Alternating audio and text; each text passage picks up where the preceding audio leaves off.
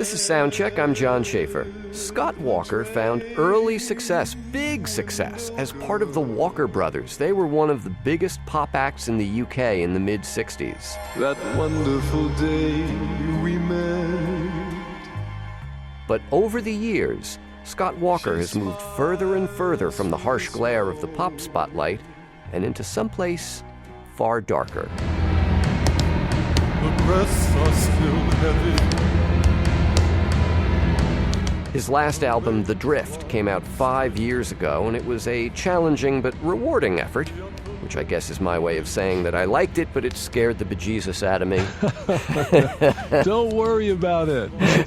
I always say, don't worry about it. Just listen to it. It doesn't, don't get any preconceived things. Okay, well, let's see if we can do that with your new record. Obviously, Scott Walker is with me from a studio in London. And Scott, the new album's called Bish Bosch, a playful, almost offhand-sounding title. But you put the record on and you hear this. That sounds neither playful nor offhand. So where does that title, Bish Bosch, come from? Basically, over here, I don't know if it's the same in there, but we have Bish Bosch, which means over here the word sorted or done, and it has kind of an attack to it, which I wanted as well. It's kind of a physical sound. As well, bish over here, in urban slang, they'll say, "This my bish," meaning this is my bitch. Mm-hmm. So it means, and then I use of course, the artist Bosch, so it's actually Bitch Bosch. So, in a sense, the whole album, lyrically anyway, is quite playful with language. So I wanted a kind of introduction to that idea. And Hieronymus Bosch and his sort of apocalyptic imagery. So, of course, yeah. So it really does fit. I mean, everybody talks about how dark a lot of these songs are, but I think a lot of people sort of miss the humor. Well, I think so, because I find it funny, and the people that work with me find it funny, but it isn't all on one layer. I mean, the songs are on several layers, I hope, and to keep your interest going, that's the way it works. I'm trying to juggle things at once instead of everything going one way, which is dark, dark, dark, dark. Mm-hmm. That's the idea, really. So it has a lot of things like that going. It's a bit absurdist, of course, but then that's my sense of humor. Now, when you talk about the album as, you had this kind of, the words had this sort of big idea behind them, do you generally start writing with the text? Yes, absolutely. I take the longest time for the text, and because the text will inform me what to do. Mm-hmm. The text will let me know what to do musically and every other thing I'm going to do with the album. So it's like getting a good film script. If you get a good film script, you'll get a good film, generally speaking. So that's why I take a lot of time getting that together.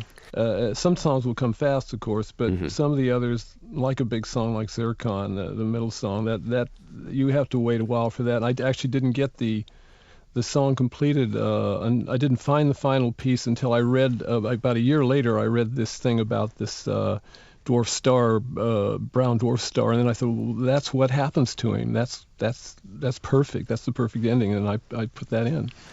Zircon is a flagpole sitter. Yes, yeah. I mean, one of the funny things about the album Bish Bosch is, you give us the texts, which are, as you say, absurdist and dark and all the rest, and then there's this very kind of, for lack of a better word, normal, almost professorial explanation of where some of the things, some of the ideas have come from. And you talk about, flagpole sitting. And the title of the piece is actually SDSS 1416 plus 13B.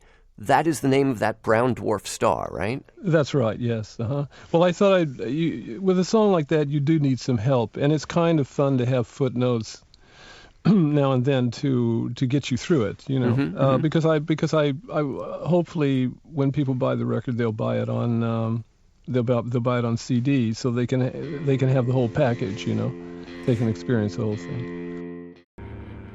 from my guest Scott Walker, the singer and composer and songwriter. That's just a little bit of his 22-minute-long piece called SDSS 1416 plus 13B, subtitled Zircon, a Flagpole Sitter. Once again, the title referring to the astronomical name for a brown dwarf star.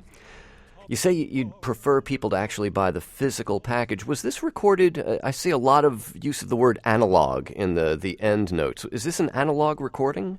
What it was recorded simultaneously in analog and digital because we knew, as you know, if you heard the album, that there's a lot of silence here and there on the album. So we didn't want a lot of tape hiss going on. So at that point, when we got to the mixing stage, we would cut out the analog and when there were silent bits, and then when everything started up again, we'd turn the analog back on.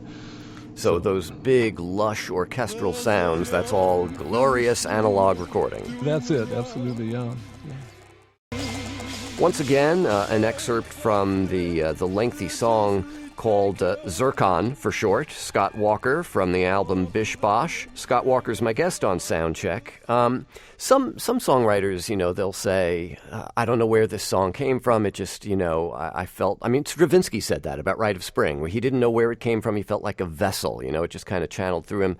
Then there are other songwriters who kind of really wrestle with their material, and it's almost like a torturous process. Either of those sound right to you? Well, it's somewhere down the middle. It begins that way, the torturous process, and then some songs, of course, are easier than others. But I'm talking about the songs that are very difficult. And then, of course, you don't know. You will hit spots, and these are spots of total absorption, where you don't know where it's come from. You just cannot. You cannot calculate it in any way. It's a very strange process, and those are the best moments. Those are the most thrilling moments because much of the time, it's going the other way. You're struggling. So it's a combination of both, really. It's not only just musically; it's lyrically. You'll hit something and say, "God, that's good," but I don't know how that happened. I don't always believe people when they say that this either, because some people overdo it. They'll say, "Oh, it all came to me. I don't know how it came. It's some sort of a spiritual connection or something." And to me, that's nonsense. But something does happen at certain points when you're constructing something, and it is mysterious. Mm-hmm. Let me ask you about your style of singing. Very often it's not what we would call traditionally or conventionally melodic. It's almost more intoned or chanted or almost bardic sounding. Where does that sound come from? Well, I don't know. That's where it gets mysterious because I think it comes once again though from really trying to dress the lyric. Because I'm pitching. Although the characters, I don't want to strictly act a character. There are characters in the songs, and some of them are, experiencing stress of some kind. So you don't want to pitch a vocal in the wrong place. You've got to pitch it where the lyric is either stressing. So I'm either singing higher than I normally do or lower. So once again, the lyric is dictating everything.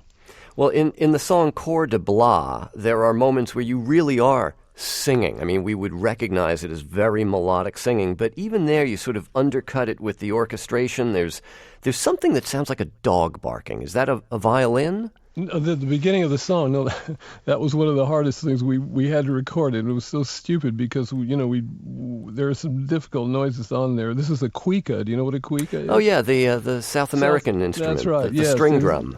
Yeah, that's right. But to pitch that cuica, it took us hours because this guy had to keep playing the wonderful percussion play over and over until it was absolutely the perfect pitch, because we don't like to pitch change things with computers. We like to try and get it. So that took a long time, that cuica. Yeah, and so we just really ramped it up in the mix. Let's hear a little bit of the song Coeur de Bois. This is from the album Bish Bosch. My guest is Scott Walker on Soundcheck. Coeur de Bois, just an excerpt from that lengthy work from Scott Walker from his new record called Bish Bosch. Scott, later in that song, there's a sound that it sounds like a sword being drawn or a knife being sharpened. Do you know what I'm talking about? Yes, that is. I can't remember. It's at the very end of the song. Yeah, it's getting very Yes, towards I the can't end. remember what we used for that actually, because later on on another song we'll use machetes. This song Tar. These machetes we had were enormous. I mean, the blades were about 3 or 4 feet long, and we're talking very big here. So they were heavy, and they could make this kind of noise. Well, I mean, we heard this, and for folks who saw the documentary about you called 30th Century Man, we've seen you in action, with the previous album, The Drift, pounding the raw meat to get just the right kind of sound. Are you a perfectionist in the studio? Well, when it comes to things like that, because you're trying to pull something off that's not been heard before, that's different, that's running through your head, once again coinciding with the lyric, you've got to go for it. You've got to pull it off, and so we do take time for things like that. Mm-hmm. One of my favorite tracks on the record is the song "Epizootics," which sent me scurrying to the dictionary. Yes. Well, your scurrying was probably in vain because I was using it. There's been a lot of different ways of describing that, but I'm strictly playing with that. In the center of that song, there's a lot of hipster slang. Mm-hmm. When I came across the word, I thought this would be a wonderful piece of hipster slang. With epizootics, kind of. And that's all I was doing there. I wasn't referring, because it can be disease, it can be right. It can be any of those things. I suppose you could put it in there if you wanted to, but that's what I initially meant anyway. It's just a word thing. So it's a bit of wordplay, kind of a commentary on hipster slang, perhaps. But is there also a kind of Hawaiian connection to this song? It starts as a kind of Hawaiian nightmare, really, and then it enters into a kind of idiomatic place when the trumpets come in. The language, I was looking for an idiomatic language that people could still just about remember, and so I chose the hipster slang to play with. Let's hear a bit of epizootics, or are you saying epizootics? I say epizootics. Okay. Yeah. Epizootics from the album Bish Bosch, the latest from my guest Scott Walker on sound. Epizootics is how we're saying the title of this song from Scott Walker, American-born, long-time based in England. His album called Bish Bosch is out now. Scott, do you refer to yourself as English? You've been there so long at this point. No, I don't think to myself as anything. I have lived over here since the 60s. My work has been here. All my friends are here now. My family is here, of course. And no, I voted in the last election, in the American election. Okay. Oh yes, I vote every time. All right. But England has, from the Walker brothers to the current work, England seems to have cottoned on to what you're doing a lot more than us Americans, Americans. Yes. Do you see yourself as still part of the pop landscape there in the UK in a strange way? Yeah, well, I am. I am part of the landscape now, and I don't think people think of me as American much here anymore. It's a strange thing. I am starting now to get more American listeners, which is interesting because it's taken on kind of this phase of the music to do it. But what people tend to say about me is that I write more European than a European does, and even if I'm in France or Germany, I often hear that. So I obviously was drawn to something here when I came, some kind of style that I liked. Well, were you drawn to the classical avant-garde? Because there does seem to be that influence for sure in what you do. Yeah, not initially. No, I was drawn because I was a big movie freak, and when I was living in Hollywood and I was working as a musician there, I would go and see a lot of European films, Bergman's, Fellini's, things like that, and that's what made me come here. What interested me in coming over here. Right, but of course, you mentioned France and Germany, which were hubs of this kind of modernist classical music, lots of... Yes, then I, of course, I started listening to all kinds of things once I got here. But initially it was films that took me over. Well, moving to Europe not only brought my guest, Scott Walker, closer to European filmmakers, but to European songwriters, too. He's done a number of recordings of the songs of the legendary Jacques Brel, including this one of Jackie. Jackie, a song by the great 20th century songwriter Jacques Brel in a version by my guest, Scott Walker, recorded many years ago, and quite a different sound from his latest album, which is called Bish Bosch.